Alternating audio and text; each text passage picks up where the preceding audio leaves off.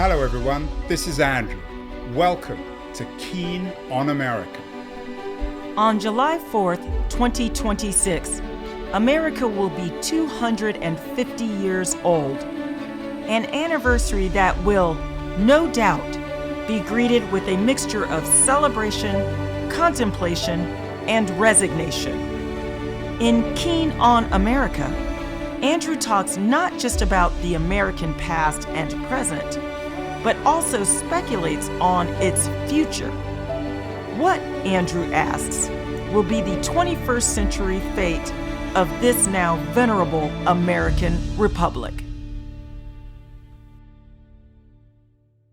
Hello everybody. Long-time viewers and listeners know that we don't do a great deal of fiction on this show. It's mostly non-fiction, history, economics, culture, focused on America. But today we are turning to fiction. There's a new book out, a new novel by James Grady. Some of you will know him as the author of 6 Days of the Condor, is one of America's most distinguished action writers, novelists, and his new book, American Sky, is, and maybe he'll correct me if I'm wrong, a nostalgic look back at an America that is very different from the America of 2025. Most Americans now, particularly I think of James Grady's generation, look back with a degree of nostalgia at America that was quite different, more innocent, more idealistic than the America of 2025. I'm thrilled that James Grady is joining us from his home in a rather steamy Washington, D.C. James, welcome to Keen on America, and congratulations on your new book. Am I being fair? Is there a degree of nostalgia in your new novel, American Sky? Absolutely. I mean, Andrew, while it's nostalgic, we all grow up. That's a fundamental reality for all of our viewers and listeners out there. And especially over the last 6 or 7 years, I've started to see that nostalgic view of America when I grew up fading away and getting propagandized over. It suddenly people forgot about the civil rights struggles that were really vicious at times. There were homicides, there were bombings. Those poor girls in I think it was Alabama, who went to church and blew up.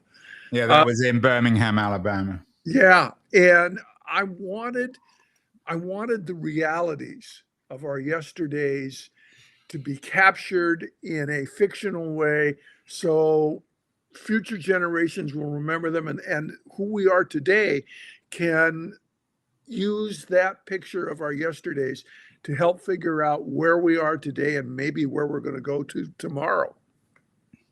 Is there something different about America compared to other countries when it comes to, if not nostalgia, the memory of youth, given that America was built around youth and the youth culture, which America's pioneered over the last century, seems to suggest that America, more than other countries, struggles to grow up.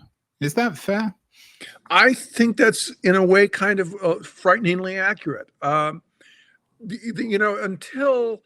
the end of World War II, if you got through high school, that was the end of your youth. And after World War II, we suddenly had this created time period in our lives where we were young, but we weren't adults. We weren't young adults. And this was when secondary education gave way also to colleges and universities. That used to be a rarity for many Americans. And our country didn't really know what to do with the youth that suddenly everybody was talking about. Teenagers weren't a concept until after World War II. And now I think we've been struggling, like you said, Andrew, for quite some time to figure out what is this youth culture? What does it mean? especially now when the fast-paced changes of technology really are creating gaps between the generations that weren't there before. Um, Yeah, gaps and maybe the absence of gaps. I think it was Philip Larkin who argued that the 60s invented youth, maybe in 1960 or 61. But when you go to the airport these days and you see 70 and 80-year-olds dressed, and you don't need to go to the airport, you probably go to the mall or people's homes and see 70 and 80-year-olds dressed as if they're 15, and everyone looking the same and perhaps watching and listening to the same sort of things. Has youth or the promise of youth been universalized? Is it one of the great seductions of contemporary America? I think not just the promise, but the hope. I think that the generations now are going, yeah, don't the promises might not be true, might not going to happen for us. So I think we're in a way, strangely enough, Andrew, I think we're turning the clock kind of backwards. So it's going from the promises to the hopes. You're and don't take this personally. I'm in your boat too, James. You're not a young man. You're not an old man yet, or you're certainly not very old. But you're also looking backwards in a nostalgic kind of way. There was a piece in People recently about you being a 1970s person to watch, and a dozen novels later, you're looking back at your career. What was the dangers, or what are the dangers of someone like yourself who's had a glittering career as a novelist, writing a book like American Sky? Did you have to be careful to be too nostalgic? Oh, absolutely. And one of the things that I do in American Sky is I make sure that I make references to the world that came afterwards, like 9/11, and some of the other major events that had their roots in in the way back days of the 60s and 70s. I think Larkin, who, by the way, I think is a rather brilliant man, was right. But you can't just write about the past and not have a focus also on to the current times and really the future. Otherwise, you're right. It's like you're looking back at an old photograph of a horse and buggy. It's lovely, but it doesn't really speak to you. So I worked really hard to keep this nostalgic view also current and contemporary. You're an experienced enough novelist, James, to have dealt with this rather dumb question before on the biographical or the autobiographical quality of your literature. Is there some of James Grady or James Grady's history in American Sky?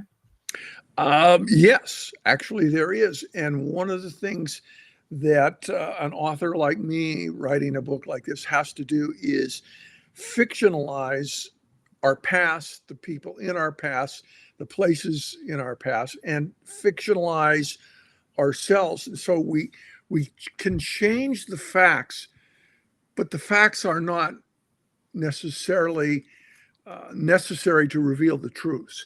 So yes, many of the incidents within this book I either witnessed or I had sources tell me about, or really came straight out of my own experiences. But then I tweaked everything to make them fictional and to sort of reveal more truths than this is not a memoir where you have to be factual. This is fiction, and yet there's an echo of all of us in it. What kind of teenager and young man were you, James? I was, as a teenager, what they now call a nerd. I was gawky, skinny, not particularly. I was well known and well liked, but not part of the cool crowd or the more popular kids. When I got out of high school and got to university, that started to change.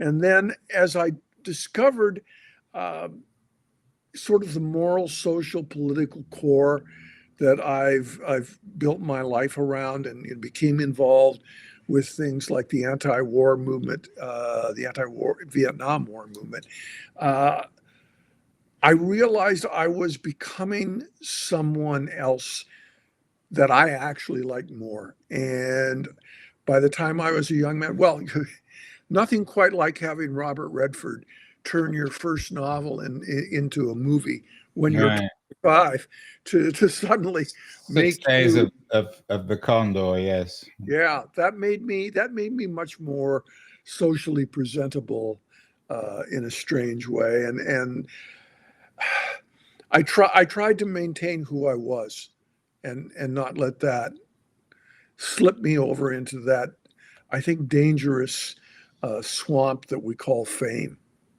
When people look at the cover of the novel, when they're in airports or bookstores, they will see a James Dean looking young man on the cover with a James Dean looking automobile. Is American Sky, in a sense, your opportunity, James, to rewrite history, to make yourself cool again? Well, actually, I made sure that my central protagonist, Luke, was even perhaps less cool than I was. So he's not Jimmy Dean. No, neither in fiction nor reality was I ever as cool as James Dean. But what about the cover of the book? You're a very experienced novelist. You know, covers sell or don't sell books. It's a very seductive cover. You are so right to pick up that the artist who drew that captured the essence of James Dean, who really, it was a tragedy that we lost him so young. I would love to have seen him become, I don't know, the Cary Grant or Robert Redford or I guess nowadays there are several other characters like George Clooney could have become. But yeah, I loved that cover and it captured the hopes and dreams of, I think, really both genders of that era. If we wanted to be James Dean, or we wanted to have James Deanus be crazy about us. You talk about hopes and dreams. It's called American Sky, but a lot of people, when they read about the book or when they read the book, will associate it with the American dream. What do you make of this dream, James? How would you define it, and how important was it in the period you write about in American Sky?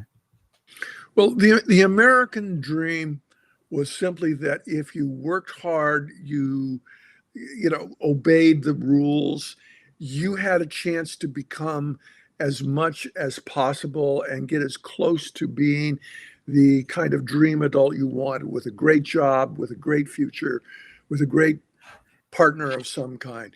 That was the American dream. And it came out of our parents' generation, who grew up in abject poverty of the Depression and then slammed into World War II.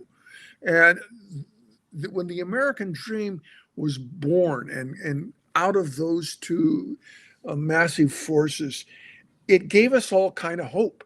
And it gave us something to pay attention to besides our own individual selves and our own individual circumstances, because we all believed we could make things better, not just for ourselves, but for the other people around us and perhaps even for the country.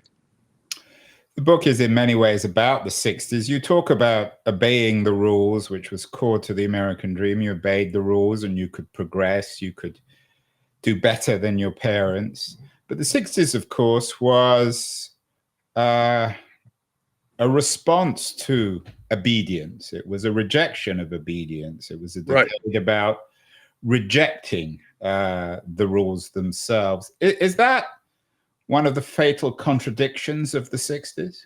Absolutely. And I think when I wrote American Sky, and when I look at my life, I always think of the great French philosopher Albert Camus, who said a true rebel says yes to something better instead of just saying no and rejecting and fighting. You've got to have something to fight for. And in the 60s, everything from the environmental movement to the anti-war movement to greater political freedom, the civil rights movement, all those gave us something to fight for. The famous civil rights leader who came up with the phrase "good trouble," John Lewis, a fascinating man who had a dent in his skull from a state troopers club during the march in Tuskegee. He always had a way of looking forward and saying yes to let's make things better and find out how to do it. I think that's both the heart of the 60s and what many of my characters in American Sky are striving for. And yet, James, again, you don't need me to tell you this, there was another America. There was a politician from Southern California, a man called Richard Nixon, who I think he invented, or he certainly pioneered, the term silent majority, the idea that not all Americans were on board the locomotive that you write about in American Sky. Many Americans were actually very uncomfortable. And of course, Nixon very narrowly lost the 1960 election. Some people would argue that he unfairly lost it, that the election was stolen in Illinois. And then, of course, he was elected in 1968. Is there much of the silent majority in American Sky? Do you acknowledge that? Do you deal with that? Of course, this silent majority now is a very vocal majority in Trumpian America in 2025. Right. I mean, one of the things I deal with in American Sky is a reality that I lived through, where in 1964, I was the youngest member of the Montana State Republican Party's platform committee. Oh, and my God. I know. Is that where you grew up, in Montana? Absolutely. I born and raised in Montana. My family were pioneers out there from 1884 on. That's the Sky. I've been to Big Sky, Montana. Oh yeah, it is a place that when I grew up, the frontier was still there. So we were a little out of step with the rest of America. But the silent majority was really a brilliant move by Nixon, because when there's a lot of change, whether it's good for the people who are doing the changing or not, there's a lot of quiet resistance to it. I mean, all the parents were very nervous about their children because they had gotten to the 50s by staying in the rules, by staying to a very narrow vision of what life was all about. And here were their children who were striking out and saying, no, women should be able to enter in the workplace equally with men. No, blacks should be able to be treated as equals. That made people of a certain age out of the Depression and World War II very nervous. And Nixon was able to capitalize on that. Of course, he was also involved with the Southern strategy. There's a great deal of debate about all that amongst political thinkers, political historians. Do you think that the silent majority, you've mentioned civil rights a number of times, John Lewis, of course. Do you think the silent majority was implicitly or even explicitly racist or sexist? No, I don't think they were. I think they were, in a way, this is a weird thing to say. I think they were undereducated and underinformed. And I don't just mean educated from school. I mean, most Americans, even today, have not traveled very far from their hometown. I think I saw a statistic that something like less than 40% of Americans have ever been more than 70 miles from where they were born, and they still live in that area. That was true, even more true in the 50s and 60s. And I think that they needed a little more exposure and a little more calm attitude. I think one of the faults of the 60s and the rebels like me is that we did not spend enough time just listening to our elders and talking with them, actually conversing with them, not, shouting our slogans or marching in the streets. That was important for us to do, but it was also important for us to bring everyone we could along with us.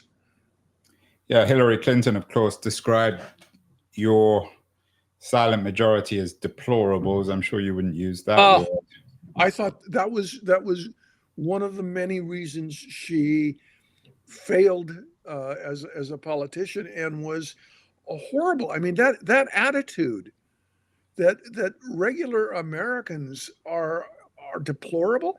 She should have lost the election. I was so appalled by that. I didn't know what to do. I mean, I kept hoping she would do something to rectify it, and she never did. But again, the political historians have looked back at the 60s, and particularly from the perspective of 2025, and have argued that the most fatal development amongst progressives was the split between the new and the old left, the C. Wright Mills group of countercultural rebels of one kind or another, sexual, cultural, political, and the old left, the left of labor unions, of the old working class. Do you address that in American Sky? And was this something you personally saw develop in the 60s, this cleavage between a new and an old left? I was starting to see it in that time period, and I reference it indirectly because it was just starting in the late 60s. My book ends in 1970, and at that time, the Democrats were supposedly the party of the working man and the labor unions, and I think that they were. And then this is going to be. I came to Washington, and I was a muckraker and a novelist and working here. I'd worked in the Senate too. And starting in about 1975 and 1976, I saw a new kind of, quote, liberal or left-winger come into the power circles of Washington, D.C. They were elite educated, Ivy League, and they did their best to ignore any working class roots that they had. They started to look down on the labor unions and the guys who weren't in the labor unions but were out working 8 to 5 jobs, actually, and kind of patronize them. And I was appalled. I kept getting into arguments and writing news stories trying to show that. And I remember the core of my Montana rebels who'd also come back to Washington. We were just appalled at the quote new left and the new liberals that were coming to town and coming into power. That was a big mistake. You quote in the introduction of the book, you quote Ziggy Marley, of all people, who sang, "Don't know your past, don't know your future." They're kind of cultural models in the book of people who clung or celebrated their past and remained also countercultural. The image on the front of the book of the car and the young man could also bring to mind somebody like Bruce Springsteen? I know the novel and has been compared in some ways to some of Springsteen's work. Yeah, I happen to, well, let me just say, I think that Bruce Springsteen is the great American author of my generation. And author or you mean author in a literary sense or in a sort of metaphorical sense? I would say even in a literary sense. I mean, when you listen to the best of his songs, and not all of them are great, as you know, with every author, you see a portrait of a America that is, it is exactly what we were talking about. He writes about the working class and the middle class. He writes about the strivers. He doesn't write about himself as much as any one of a dozen 2025 singer-songwriters who are now famous.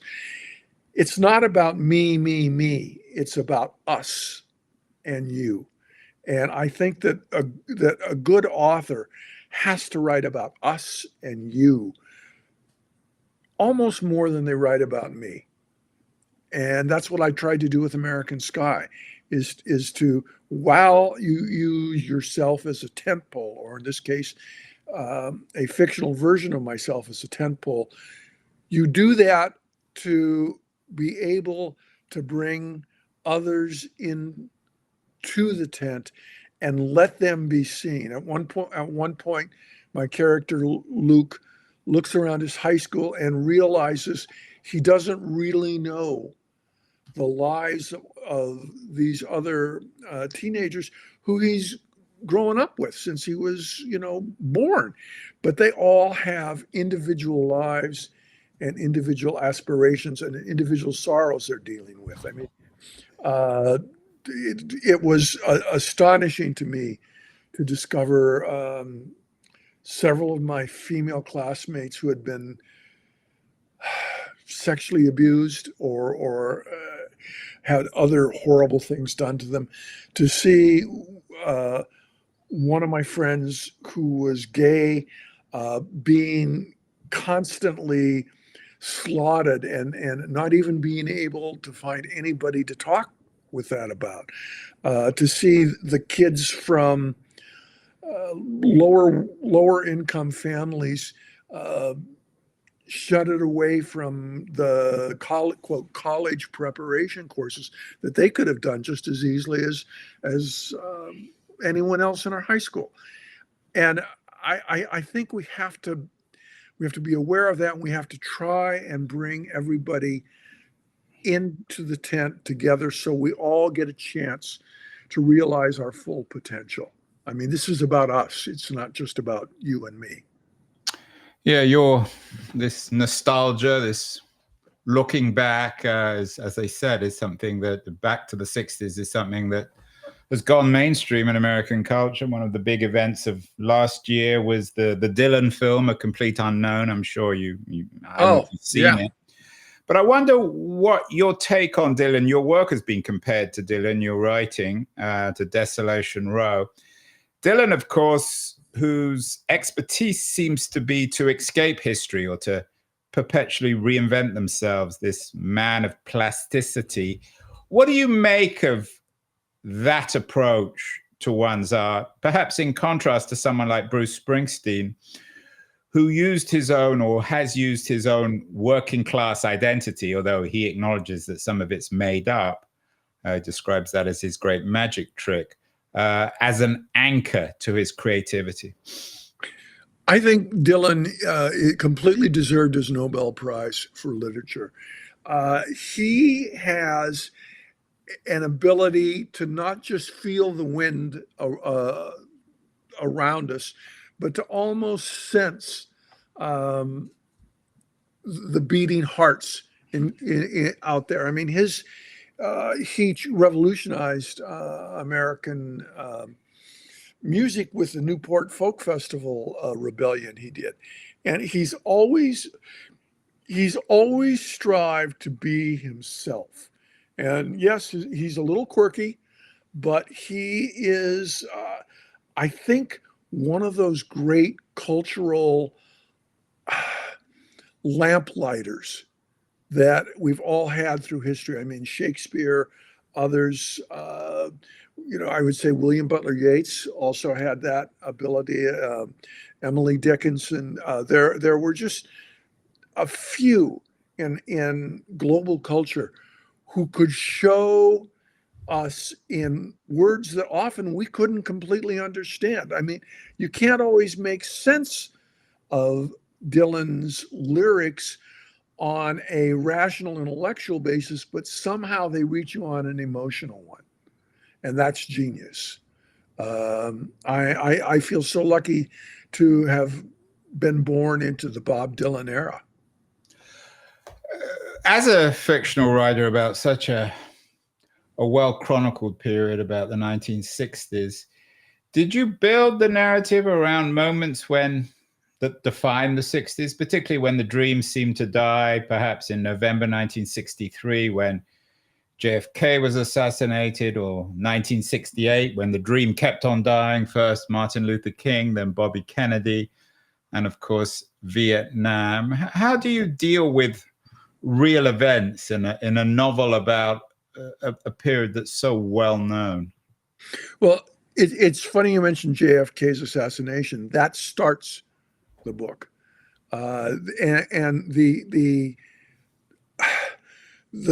wild, bizarre moment that was, and I deal with Luke's family, who were Republicans, being appalled and scared, with Luke not understanding what has just happened to his life.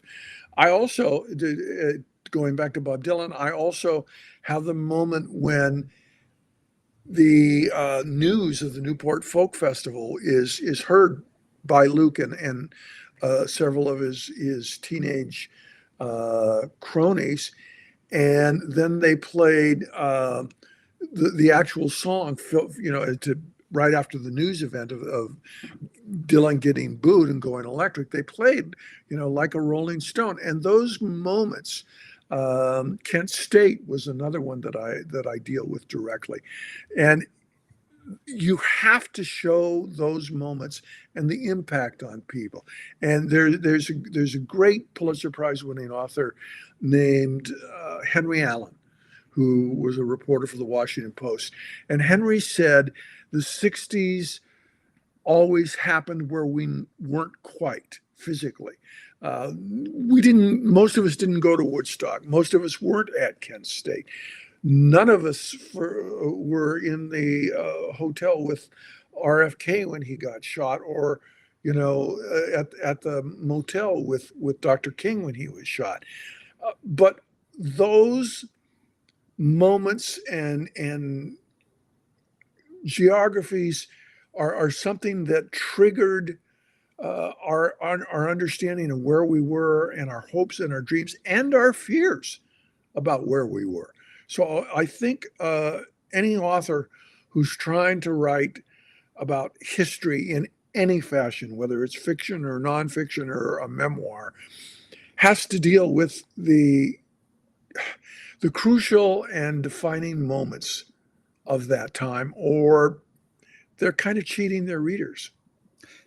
Do you think there's any point, and I don't know whether you did this for the book in terms of your research for fictional writers, of course, research is a complicated business, but is there any point these days in revisiting Dealey Plaza in Dallas, or going back to the site where RFK was assassinated, the old Ambassador Hotel, which has been pulled down and replaced by a Los Angeles school, or indeed that Memphis motel where MLK was assassinated? I don't even know if that still exists. What kind of research did you do, or should one do, for this kind of nostalgic historical novel? Could you have written this in a cell, James? It's possible that I could have, but I lived a pretty full life before I started writing American Sky about 5 years ago. And I'd been to the motel where Martin Luther King was Oh, assassinated. you have? Is it? It still exists in Memphis. I think so. I mean, it's funny, I showed up the day before they were turning it into a national shrine. So they were just putting up the signs and here's where he was standing. And so I got to have a little more access than people nowadays do. And I've seen Dealey Plaza. I never saw the RFK Fairmont Hotel, but those were truly kind of memorable moments. But I think I could have written the book without having done that. But I would have to have had, and luckily now in the time of Google and screens, I could see visions and historical accounts. You can see the JFK assassination parade motorcade, and I think that, like, say if we were talking in 1920 or further back, and we're talking about a novel written about the post Civil War era, I would have had to have relied on eyewitness accounts in libraries or letters from people. And I think a lot of great authors were able to do that. So now I don't know. It's really going to be interesting to see what happens with literature in the future, because now authors can, in a way, be almost anywhere in the world with the click of their keyboard, and see things that are completely out of their reach to see physically. So we'll see how that affects literature. It's funny when it comes to literature about how books go in and out of fashion. I hadn't actually realized that. I was listening to a podcast about The Great Gatsby. I hadn't realized that it was a relatively unknown, ignored book until the Second World War. And then it became this iconic book in American culture. What, in your view, should we remember culturally? We talked about Dylan. I mean, Springsteen's work didn't really appear until the early 70s. What should we remember about the 60s? Woodstock, Monterey pop, Newport jazz. What else should we be remembering? Well, I think, we should also remember, like, how, for example, the Beatles exploding on the world was because of television. If they had not been on Ed Sullivan, they might have been able to be a gigantic pop band, but they would never have had that immediate audience where the next day, all through American high schools, teenagers were singing, yeah, yeah, yeah. And so we would remember the Beatles, and the era was a great time for folk singers and for composers, and also jazz. I mean, we should remember, Miles and Thelonious and Monk and all those guys. We also should remember some of the great authors there. I think of, for example, John Steinbeck. And William Faulkner, who can be a little too wacky for many people, but he wrote some great books. Yeah, we did a show earlier today where my guest, Solly Ozell, argued that Faulkner is the key figure these days to make sense of 2025 reality. So these authors never die, do they? No. And Faulkner, of course, is famous for his remark about the past never dying. Oh. I was trying to remember the quote so I could mention it, but yeah, Faulkner, and Faulkner wrote about quirky, ordinary people. I mean, a family, going through rural Mississippi after the death of a loved one to getting buried correctly, and it's just all his works if you start them, I don't think you ever finish them. Same thing with Steinbeck. I mean, when you think of not just East of Eden that James Dean actually helped bring to life on the big screen, but he wrote about the underdog of Mice and Men, and The Grapes of Wrath, also made into a great movie about really ordinary people in extraordinary and trying circumstances. Those authors, To Kill a Mockingbird, is another great example. Those authors wrote about real America. I know there's been a trend in literature to write about novels about the oh so hip and cool, semi-rich New York crowd. I get bored with those. They can be written entertainingly, so I'll finish the book. But I want to know what's going on with someone in, there's a town called Beaver Crossing, Nebraska. There's Sonoma, California, or, almost, Saugerties, New York. They're all small places where real people are leading their lives, and we learn from each other. That's the whole point of art, music, and literature, poetry, is so that we can learn from each other. When we look at, one of the Picassos from the Blue Period, when he often painted great tragedies, often with the Spanish Civil War in mind,